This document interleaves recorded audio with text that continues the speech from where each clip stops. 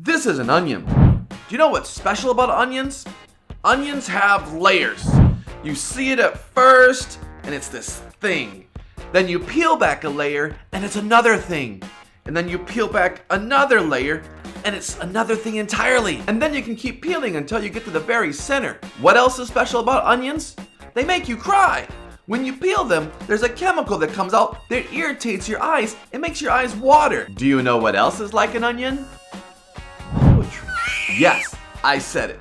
I said poetry. Why do you students hate poetry so much and moan and groan whenever you hear the word? It's really where you get to experience the magic of a language, in this case, English. Poetry can be totally cool because it's like an onion and it has layers and levels of meaning. And it's fun to discover these layers, which, might even touch you and make you cry. What do I mean? Well, in Stopping by Woods on a Snowy Evening by Robert Frost, everything seems simple and easy at first. It's this guy stopping in some woods on a snowy evening. The title says it all. It says where he is, then he stops, that the horse thinks it's strange, and then he remembers he has things to do. Easy.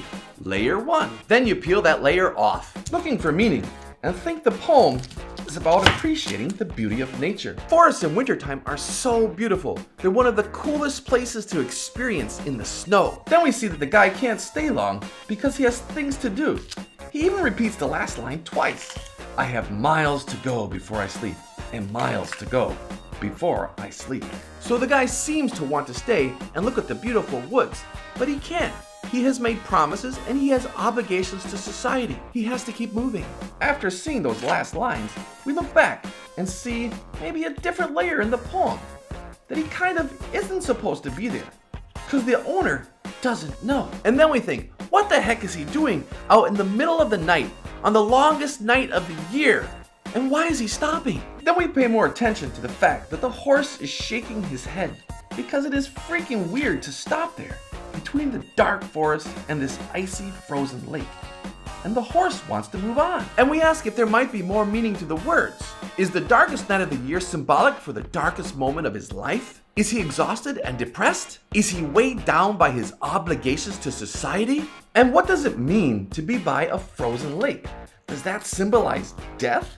Is he thinking about committing suicide? Darkest time, in the middle of nowhere, at the worst possible time of the year, in the snow, and he's just stopping and not moving. It's like he's frozen there too. And then we look again that he has obligations, and it sure doesn't sound like he wants to do them. He even has to say the line twice, like he's trying to convince himself that he has to keep moving when he doesn't want to. And finally, we never know if he continues. It doesn't say. The ending is a big mystery. Does he move?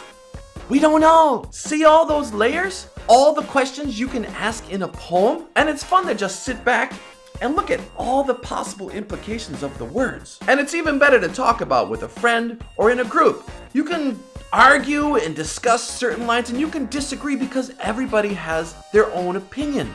And that's what poetry is all about, is seeing things from a different perspective. Your opinion might be completely different than everybody else's. Each reader can see the poem differently. Think about it. Think about it.